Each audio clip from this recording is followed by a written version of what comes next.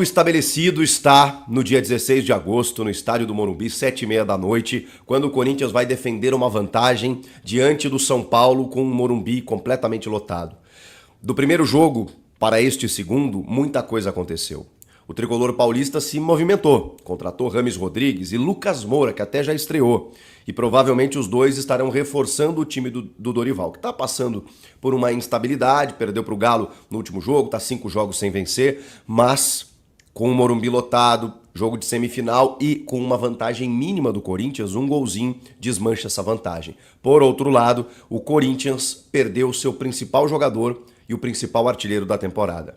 Quando a gente olha dessa forma, parece que o Corinthians entra numa desvantagem muito grande. Mas calma, porque tem jogadores com a janela de reforços e se recuperando de lesão que podem reforçar o time do Vanderlei, que está numa sequência espetacular, né? São 10 jogos de invencibilidade, é o melhor momento do time do Luxemburgo, são 7 vitórias e 3 empates, são 3 classificações, né? Passou pelo América, tem a vantagem contra o São Paulo, passou pelo Universitário na Sul-Americana, passou pelo Newell's Old Boys agora e está se recuperando aos poucos no Brasileiro, conseguiu um empate lá contra o Inter no Beira-Rio, o Inter descaracterizado, mas no segundo tempo colocou reservas e quase que o Corinthians vence o jogo, né? Só não venceu por conta de uma bobeada da defesa no último minuto. Então assim, pode parecer que o São Paulo está mais reforçado, mas tem algumas notícias boas. Vamos falar sobre esses jogadores que podem voltar. Renato Augusto. Esse é certo, tá, gente? Esse é garantido. O Luxemburgo falou sobre isso, ele nem foi para Rosário, na Argentina. Ele foi preservado. Ele saiu aos 45 minutos do jogo contra o Inter, exatamente por conta disso. Ficou em São Paulo, nessa jornada que o Corinthians fez até a Argentina para chegar às quartas da Sul-Americana, para trabalhar especificamente a sua questão. Então, assim, o Renato Augusto pode ser, ou eu diria até que é uma tendência, que ganhe alguns minutos contra o Coritiba no fim de semana para ser aproveitado como titular na quarta-feira. Agora, eu também não vou ficar surpreso se o Renato não jogar contra o Coritiba e nem vou ficar preocupado, porque o Renato não precisa de ritmo de jogo. A gente sabe o que ele pode fazer, ele tem jogado regularmente, o que faz ele se ausentar é justamente algum desconforto, dor ou lesão. Então assim, se o Renato for preservado mais um jogo, ele vai estar pleno na quarta-feira para poder atuar. Mas eu ainda acredito que alguns minutos ele possa jogar nesse jogo de domingo contra o Coritiba. O Matias Rojas, eu vou deixar mais pra frente. Vamos falar de Gabriel Moscardo.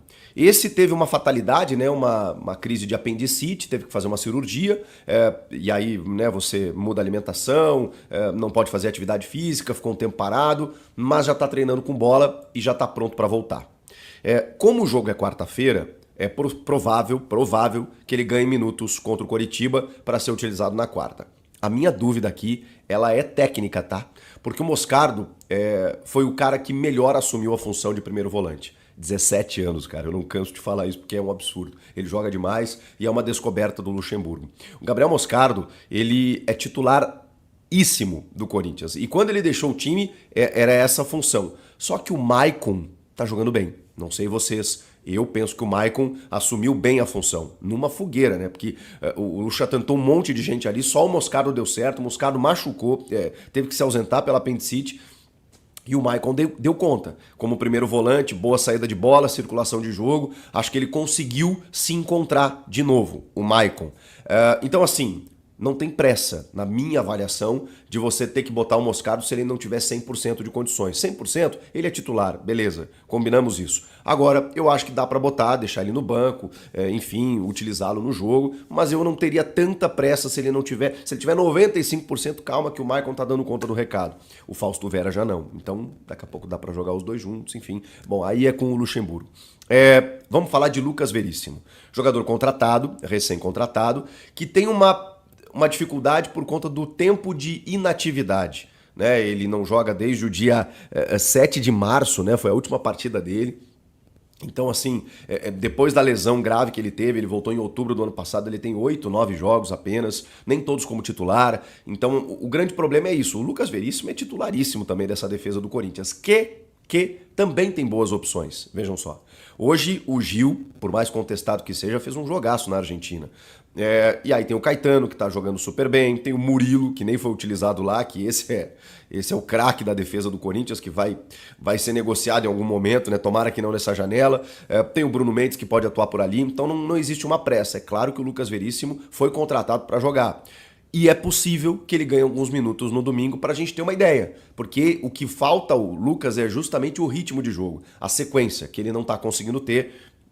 E por isso voltou ao Brasil, né? Voltou ao Corinthians justamente para jogar. Mas o grande lance é que tem decisões pela frente, né? Você coloca um cara sem ritmo na defesa, justamente num jogo decisivo, no Morumbi, lotado contra o São Paulo. Não sei. Então, por isso que eu acho que não dá para quebrar uma hierarquia, apesar do nome do Lucas Veríssimo, nesse momento. A defesa está estabelecida, mas é um cara importante que pode, obviamente, ser utilizado. O Gustavo Mosquito, esse é mais difícil porque está 8 meses sem jogar. Mas ele está voltando, está pronto também, vai sofrer com o ritmo de jogo e acho até que ele pode, se não aparecer domingo, na quarta-feira contra o São Paulo, mas não contem com o Mosquito para resolver jogo, para ser titular. Eu acho importante a volta dele, especialmente depois da saída do Roger. Não estou comparando os jogadores, mas é mais uma peça pro ataque. Um jogador que estava ajudando bem, que estava muito bem quando lesionou, com velocidade nas pontas, com boa finalização. Ele é um jogador muito intrépido no jogo, né? Ele está sempre buscando gol. Eu gosto muito da característica do Mosquito, então acho que ele vai ajudar muito. Só que eu, honestamente, não contaria como uma solução mágica para quarta-feira. Nossa, o Mosquito vai entrar, pode até acontecer, né? O futebol tem dessas, mas eu acho que ele ainda vai sofrer porque é uma lesão grave durante muito tempo parado. Então não é no primeiro nem no segundo jogo que ele vai conseguir performar. Então o torcedor vai ter que ter paciência com o Gustavo Mosquito. A questão é que ele pode aparecer, tanto contra o Coritiba e contra o São Paulo. Matias Rojas. Esse é um mistério. Esse é um segredo guardado a 7 chaves. Tá muito difícil de apurar o que está acontecendo com o Rojas. Eu acho que já chegamos à conclusão que foi algo mais grave do que se imaginava. A única informação oficial é de entorse com trauma. Algo que faria ele voltar bem antes do previsto. Pelas informações que chegam, ele não treinou com bola ainda. Então, assim, é muito difícil que apareça no fim de semana. Se ele não trabalhou com bola ainda, pode ser que aconteça nos próximos dias, será que mesmo assim ele vai para o jogo quarta e como titular? Isso também é mais complicado. Tem informações de bastidores, acho que o meu timão postou, que ele pode ser utilizado já no domingo. Seria fantástico. Mas aí eu acho que se essa informação se confirmar, o Corinthians meio que escondeu o jogo aí nos últimos tempos em relação aos trabalhos que ele vem realizando, porque a gente não está tendo muito acesso do que teve exatamente o Matias Rojas. E esse jogador seria fundamental, porque ele assume o protagonismo, né? Assumiu contra o América Mineiro e na ausência do Roger Guedes poderia fazer um segundo atacante ali colando no Yuri, distribuindo o jogo. O Corinthians não tem um meio armador, por mais que o Matheus Araújo tenha essa qualidade, o Juan Oliveira, não é a mesma coisa. O Rojas é um baita jogador e jogador decisivo, né? Jogador de jogo grande, jogador que você vê que contra o América ele quis muito jogar. Então assim, e aí depois lesionou contra o Bahia no seu segundo jogo.